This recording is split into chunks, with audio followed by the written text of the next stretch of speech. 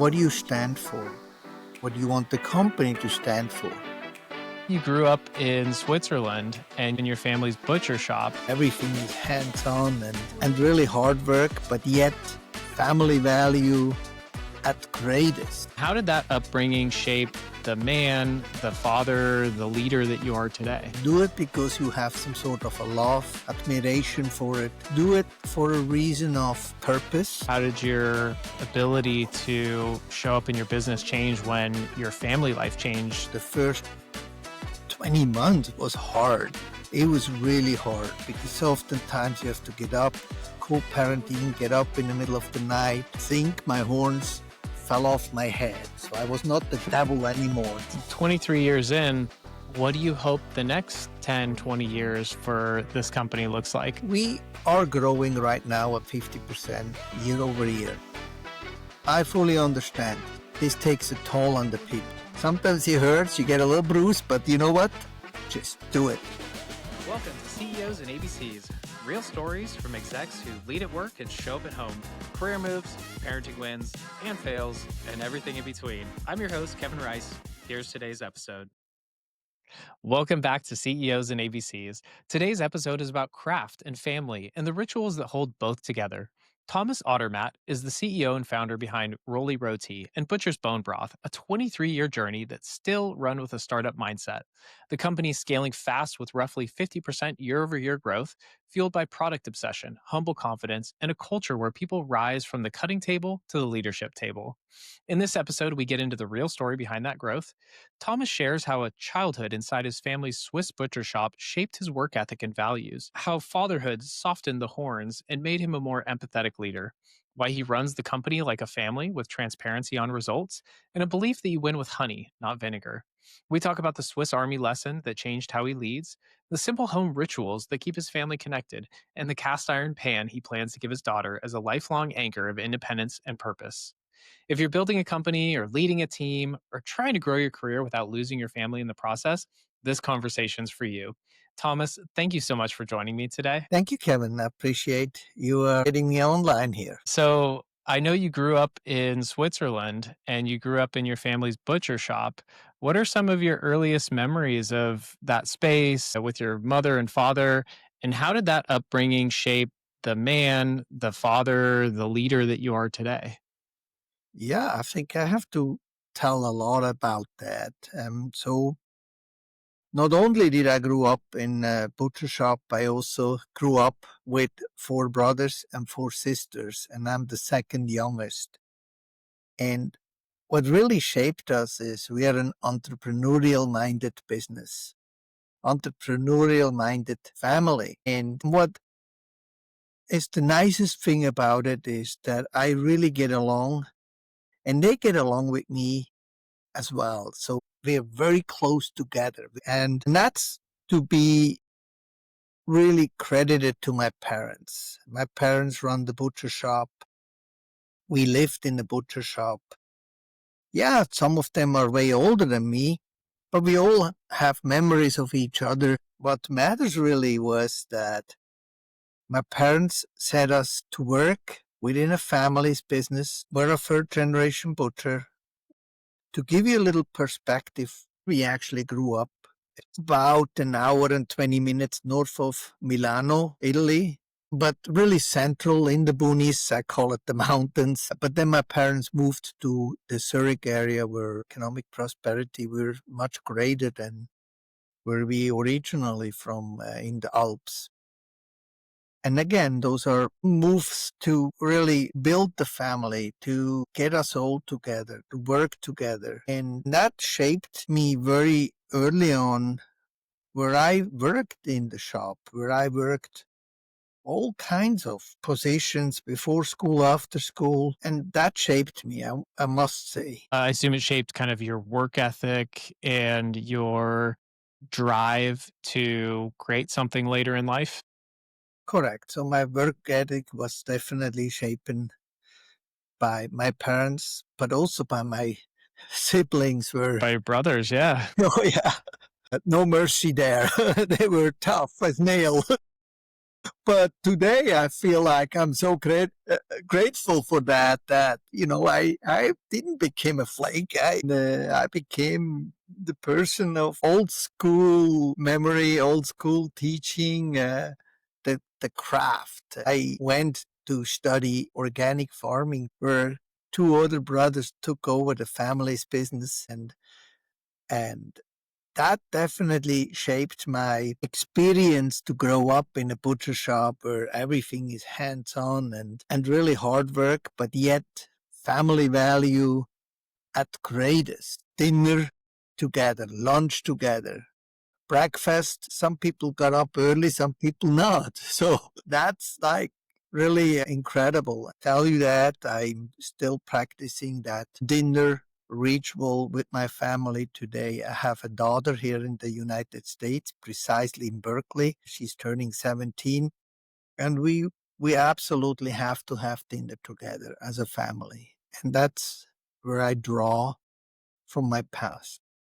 What lessons or values did you learn from your parents that you're now trying to pass down to your own daughter? Yeah, always be in the lookout for what you can do. Don't do it because of financial purpose. Do it because you have some sort of a love, admiration for it. Do it for a reason of purpose. And I want nothing more to my family, my daughter, and anybody out there to really drive and teach the kids the purpose. What is the purpose of what you do? I give you a small little example. I am thinking what happened to me as a father when my daughter goes to college in the United States. What is it that I can give her? What makes her independent? And what helped me to become that independent? So I am going to give my daughter a cast iron pan. Why a cast iron pan? The cast iron pan never breaks. It is a gift for life. The older that pan is, the better the pan becomes. The greater the food is. And that pan can tell a story. And that's exactly how I got sent off. I have a pan in my pantry that is at least 35 years old. And that pan is with me for life. And that pan shaped me. That pan gave me that backbone. That pan gave me, hey, I am now independent and I can cook for myself. And I don't need to worry about that pan to go broke because that pan is always here. And the older the pan is, the more I am admiring the pan. So this is what my parents did. My parents sent me off not with tears, but with joy to, to life. Do something that you have fun with. Do something with purpose. And quite frankly, be nice. I need to be that way. I need to be humble and kind. And I also drive myself humble and confident. I am trying to be very confident. But for my daughter, it has to be humble and kind. And that's what shaped me in my early way in the butcher shop. That's a beautiful analogy for life. The pan of handing over a gift that gets better with age. And I can see how your daughter being able to take that with her. It's a reminder of the values she grew up with and how to carry herself through the rest of her life as she goes off on her kind of next journey of independence. And when you think about her leaving, because I have my oldest is 9, and so I can't even fathom the idea of him leaving the house yet. But what does that bring up for you when you've raised a daughter for the last 17 years and now she's about to embark on her adult life? Like, what kind of emotions or feelings does that bring up for you? Yeah, I think from day one, I know at one point she will be moving out. And I took the best out of it. And I believe I was a good father. Despite I'm an entrepreneur, despite I work extreme hours, despite I have oftentimes stress. But I think there are values that really drive me, that humble and kind. That humble and kind was really that 17-year of joining with her side by side. There's also one thing that I selfishly do, and that's a little bit unheard of, maybe. I take long vacations. I say to myself, I am here for you folks for 6 weeks a year. Yeah, I sometimes call that also the relocated office. But I make it in a way that either I get up really early, sneak out of the room and work a little bit, but I'm still here for breakfast, lunch, and dinner. Try not to take phone calls during that time. But I think to go back to your original question, I understand it can be something you don't even have time to think. He's only 9. Don't talk to me about that 17, 18 years when they're leaving house. I get it. I totally get it. And you will grow into it, same as my parents did, same as your parents did. It's a fact. Hi, Kevin here. If you're enjoying this conversation and you know someone else who's working to grow in their career while staying present at home, I'd really love it if you could share this episode with them. It's one of the best ways you can help us and help more leaders build their careers in a way that they're proud of without missing the moments that matter most.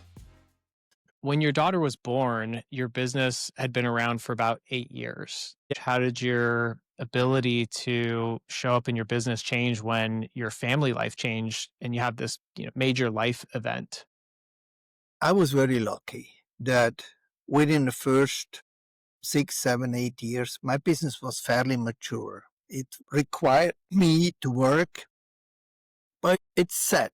It's on the rails. It's moving. It gives me revenue, gives me money to live. And I could focus on building the family alongside the business. It did change the dynamics. The first 20 months was hard. It was really hard because oftentimes you have to get up, co-parenting, get up in the middle of the night, and then. And I think those moments are tough, shapes you, but they're so rewarding. But in a way, that cemented us as a family. As entrepreneurs, we're resilient. We're really tough people. We're tough as nails. We don't get shaken up by that little screaming child there. We just go for it and incorporate them as much as we can. And I think that's what made me to go further. And I'm blessed in all the levels I can. How did your routines have to change, or how did your priorities have to change in those kind of first few years after your daughter was born? Yeah, my days didn't start extremely early at those days. So I had the 6 o'clock in the office, the 5 o'clock in the office. They stopped right there. My Saturday, Sunday work stopped right there. So I really had to focus on that Monday to Friday work, but full speed. Oftentimes take a little homework, take a little work home and really go through that motion as well. What about like how did you grow as you became a parent and over those first few years? How did that change you or evolve you as a leader, tying it back to your career and building your company? Yeah, I think, that's a good question. The first 8 years, I was tough. I almost could call myself a little nasty. I just wanted the way I wanted it, and I went full speed for it, and oftentimes I was wrong. But when my daughter was born, I think my horns fell off my head. So I was not the devil anymore. I became more relaxed. I became very much understanding. And as I get older, I become even more understanding. I become gentler. I become more knowing. I'm becoming the good cop in the company. And I think the good cop in the family life is also a good position to be in. So I would say in hindsight, without a child, I think it would have been different. I think I probably would not have that work-life balance, or I would have to learn it in another way. Hmm. Yeah, I'm sure the universe would have sent you some other way to learn that lesson. Yeah, probably. It's interesting you talk about evolving into having more understanding and more empathy in your career. I think there's this stigma that in corporate America, you have to be cutthroat to succeed.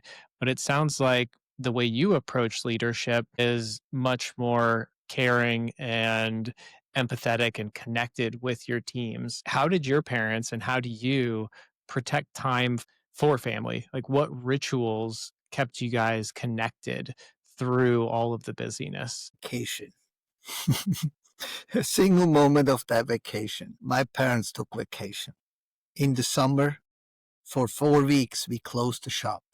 And that's the norm. We closed the shop. Switzerland almost watches a little bit. Italy, that Ferragosto, the whole August is closed. I think that's the difference. And I think my parents had really planned this out. In the summer, we're closed. In the summer, it's family time. It is slow. We can afford it to close for 4 weeks. I really wish I could do that here too, but here in the United States, it is different. If you're in the CPG business, which I am today with the bone broth, I cannot not ship for 4 weeks and know that I'll be back for another round of 11 months. It wouldn't be possible here in the United States for cost structure, for retail, how retailers work, or a restaurant. You close a restaurant for a month. Well, you better have a really good marketing agency and a PR agency to tell the people, hey, he's open again. But I think that's the difference. I'm fortunate to grow up in an environment that my parents cared about the family. They cared about elements of what makes the family run. We also, Sunday morning, breakfast. Sunday morning was brunch time. It was a memory that I never will forget. It's just, we all are there. We're all there for each other. And we talk about anything. It seems like family meals were really central to your heritage. What do dinners look like in your home now? Are you passing that tradition forward with your own family? Yeah, yeah, yeah. So dinner is family ritual. Most of the time I cook with my wife, Yumi. We cook together. We make simple, easy food, nothing complicated. We really have time for us. Now, selfishly, I also can tell you I don't have a TV at my house. So it's just I don't have a desire for a TV. Not that I don't like certain shows, but I just don't have the desire. And so that focus is that family, that conversation. How was your school? How are your friends? Have you had a good time during lunch, or do you have time? So you're downloading each other. You download events, what happened. And those events, sometimes they need a little bit tweak, a little bit fine tune. You might can do that tomorrow, or you might should do that. So as adults, we have the responsibility, no matter how busy we are in our business, to guide the kids, to tell them what they should do during a school event. So because tomorrow morning, I will send her off to school, and I just have to basically make sure that when she leaves the house or I bring her to school, it's all about humble and kind. I've recently read an article where you talked about really trusting your teams and empowering your teams. Can you kind of describe how you see your role as a CEO of Roli Roti? Yeah, I'm very friendly with all my team members. I'm also firm with all my team members. But I think there's a saying, and I think we should not forget about it. The saying is actually you win with honey and not with vinegar. And and I strongly believe in that. The honey is not always necessary, because the honey should be the norm. This is how we treat each other. This is how we work. And I want to lead as a family. I want to lead as a father. I want to lead as a family's business. And everyone here at Roli is family. I give up shares. I want them to drive. I want them to buy a house. I want them to have vacation. I want them to be everything. And I'm trying to have them entrepreneurial thinking. And this is how give the people perspective. Nobody shows up to say, I signed up for this company to be a lazy person. No, people don't do that. People have more respect than that. But people wanted to be also respected so that they can drive. I have a person who started with me over 10 years ago, and she was a meat cutter. And I hired her as a meat cutter, and I thought, oof, not like I would cut. Maybe I'm way too fast, but I tuned myself down. But something changed. That person, 4 days in it, was basically faster than me cutting meat. And I couldn't believe in that. What happened is I asked, what happened? I liked the job and I watched YouTube. Oh, okay. Today, she's number 3 in the company. She drives. She knows where she wants to go. Isn't that the most beautiful thing? That's what That's I really amazing. want. I want Yeah. that. I want people to come here to Roli and really drive. Because I was driving back home. Because my parents gave me the perspective to drive. Giving somebody opportunities for career advancement within the same company seems like it's really rare today. Everybody I know that moves up in their career, they do it by leaving and going to another company to get a promotion. That seems like something that's different about your company. In your eyes, like what does make Roli Roti different? And what are some lessons you could share with other leaders who are building something that they're really passionate about? Yeah. I think the most important thing for us at Roli is value. What are the values? How are we determine the values? Like, for instance, humble confidence is one of the most important value we have.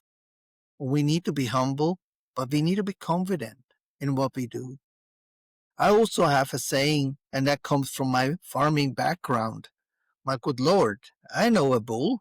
So what I said to myself is, the way I want the business to be driving and I want the value to be how I am is grab the bull by the horn.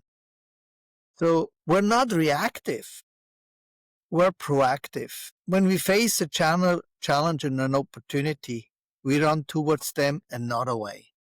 And I think that as a leader shows to all our other people is that we are really serious about it. We want that to be driving towards. I also think what's very other strong value we have is less is more.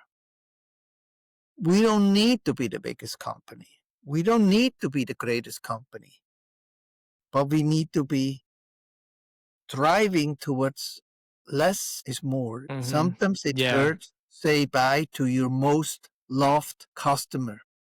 But if it does make sense for your business, you have to be confident in what you do. Less is more oftentimes drives you very strongly. Lastly, also our people. We value our people. We must value our people.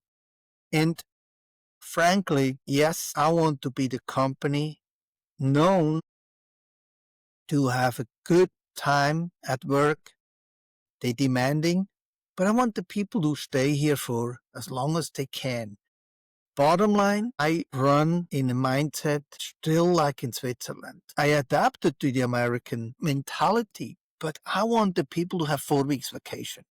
I want the people to get health insurance. I want the people to get a retirement fund. I want everything what I have learned back home, because back in our business, we had long-term employmentship. Here at Roli, I have long-term employmentship. At the office level, we have an average of 7-8 years. And why is that? In the food business in America, where people come and go. I get it. I totally get it. But that value to the people, that humble confidence, that drive, that's what is very important. And exactly all those values, I bring them home. Those are my values. Those are who I am as a human. So those sound like a lot of things that make your organization different, and they are genuinely unique. The resilience, the drive, the taking care of your employees, empowering them. How much of that comes from your time that you spent in the Swiss Army? Yeah, that's a good one. I was not the biggest fan of that club, but today I believe totally different. I think it really, really, really grounded me. It helped me, and the camaraderie, I will never forget that.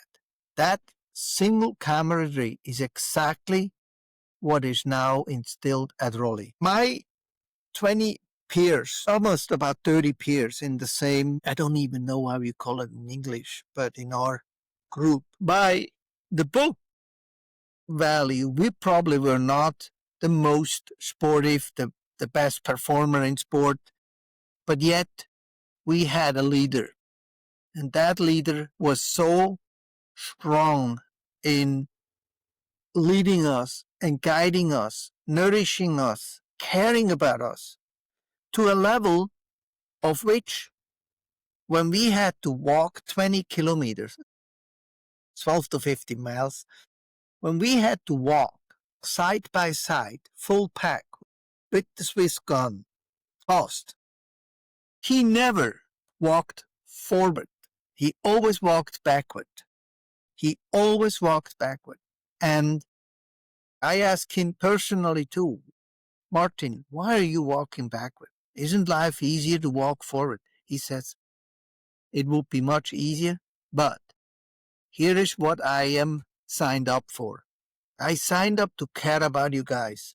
I signed up to perform with your guys side by side. I tell you where we're going, but I make sure that I see everyone's face to make sure that you guys are okay.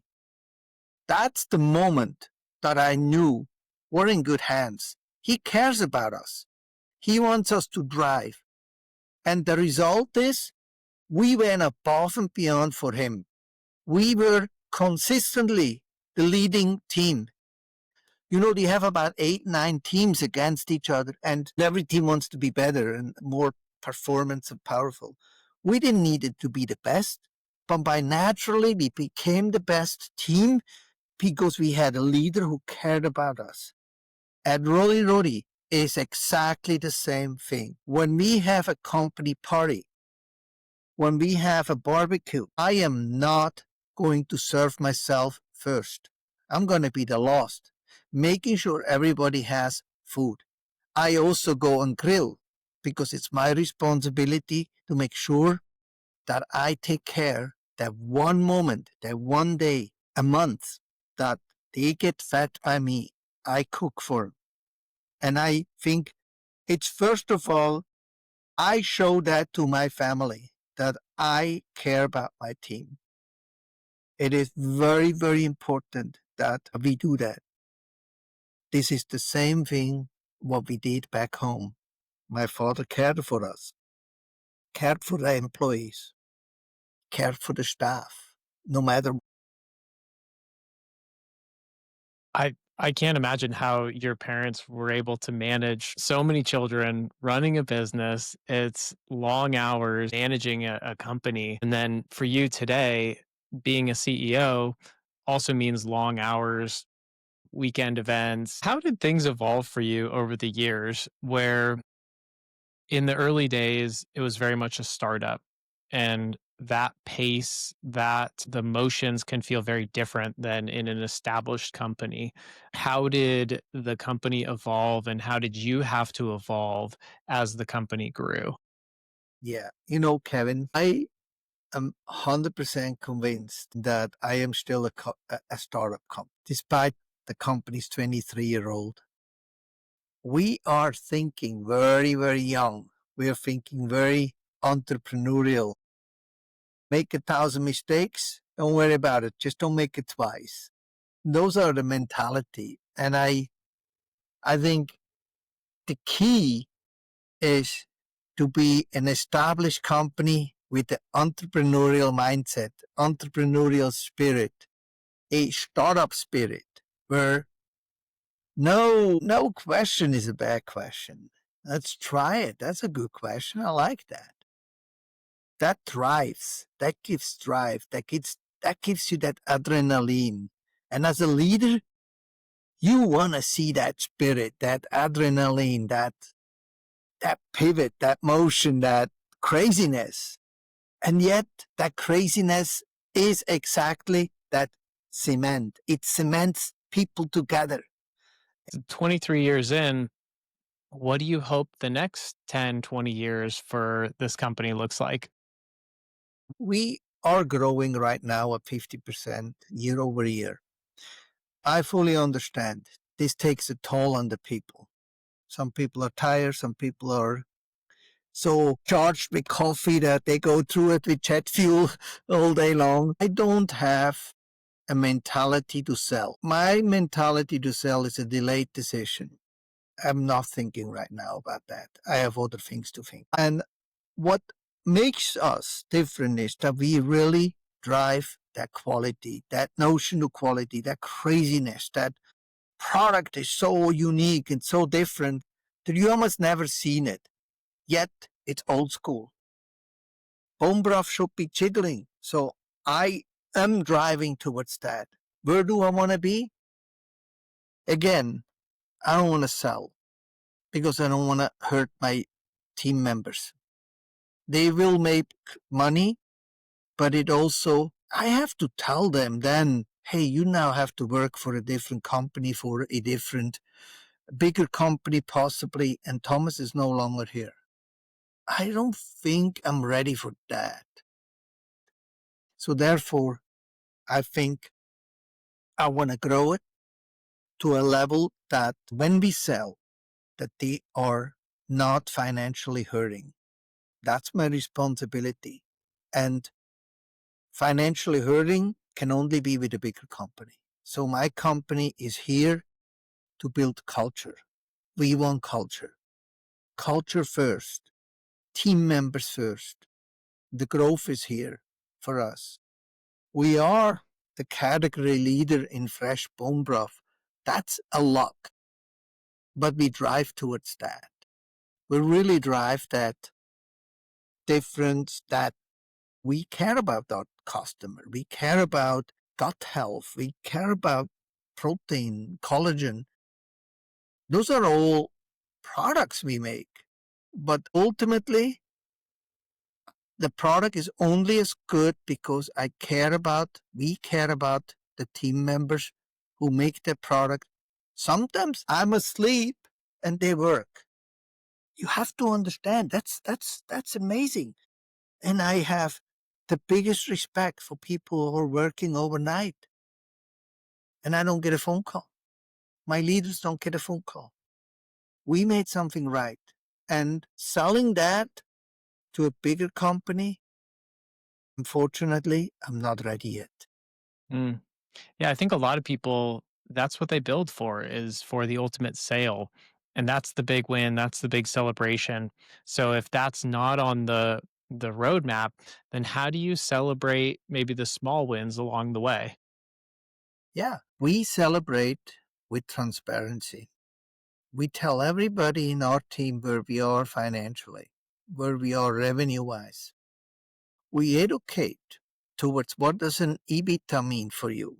What does an EBITDA mean for the company? We're extremely, extremely transparent and open on the financial sides. There's some taboo. What's the salary of that guy? No. We're not talking about that. You can be that guy, but you have to work hard. You have to make sure that you are stepping yourself to that level. Look, Peggy, meat cutter, number 3. Look, Chris, logistic guy, chief of staff. They made it. They are going that path. And And I think that's where I really, really drive towards. You've built an amazing company and even more so an amazing culture within the organization. There's a lot of our listeners who aspire to build something that they're passionate about. How have you kept or how have you gotten your daughter involved in your company, or have you been able to like get her involved in the business? That's a very good question. I do not force my business on her. I don't believe in that.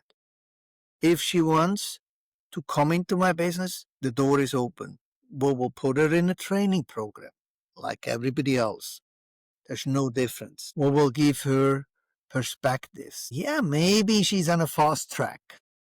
Talk about that. But there is no difference between a person who's looking for a job, an immigrant who wants to work because he wants to feed his family, and my own daughter. They all go to the same training and they all will learn what I have to tell them, what my team has to tell them. Now, my daughter, she may want to join my team, my company. I'm more than happy to have her here. I wouldn't say no. There are a few things that are clear in our business, of course. The expectation from me to her is, hey, you're way younger. You can bring more technology. You know more about the technology because you grew up with that. I grew into it, but I didn't grow up with technology. So those are the level where she can be way better than I ever will be. And I think that's where she can contribute to the business. And anybody out there who wants to contribute to the business, we take them with open arms. We will put them into the motion. There's no freebie in life. You have to work for it. Mhm. Has she come with you to any events, or have you been able to at least just bring her into maybe not an official capacity, but like bring her into the experience of the company that you're building?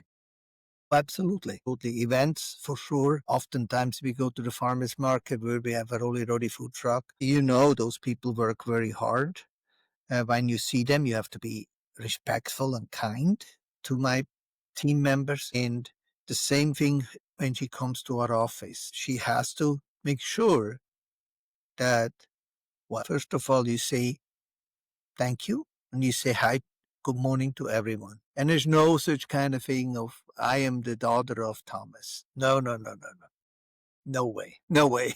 But I think a lot of people, myself included, I did struggle with how you can lead and grow in your career without sacrificing your family life. Do you have any advice or suggestions for people who are wrestling with that kind of tug of war of career and family life? Yes, I do have an advice. I never thought it was that important, but today I'm a firm believer. Please go ahead and write your own value. What do you stand for? What do you want the company to stand for? And how do you want to message that to your customer? That gives you an extreme clarity, gives you an extreme strong, because you know your value. And don't mimic somebody else's value. For instance, yeah, you might find it funny, grab the bull by the horn. The way that grab the bull by the horn is, yeah, I'm a farmer. I know that bull has two horns. I don't want to be speared by that bull. But it's very, very, very driven by who I am as a person. I don't like somebody chewing up my people. I don't like to chew up the people. I'm firm about it. But I think what is that is my value.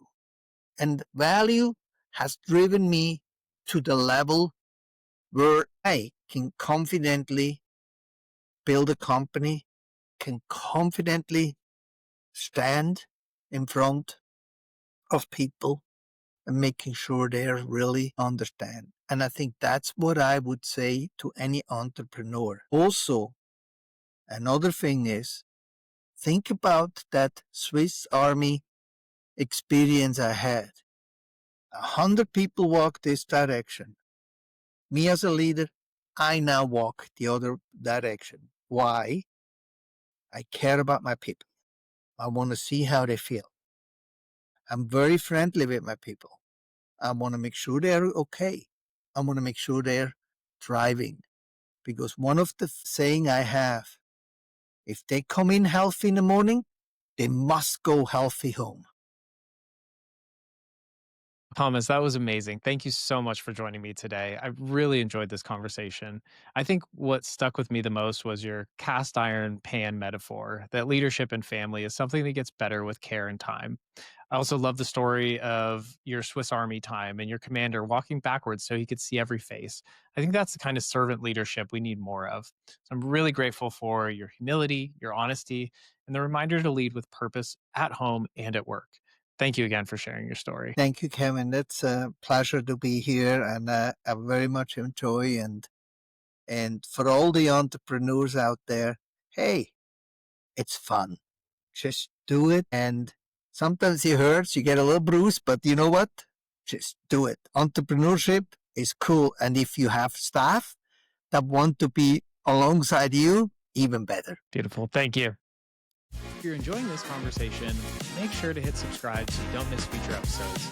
CEOs and ABCs is all about helping you grow in your career and show up at home. We've got many more amazing guests coming up, so tap follow and stay tuned.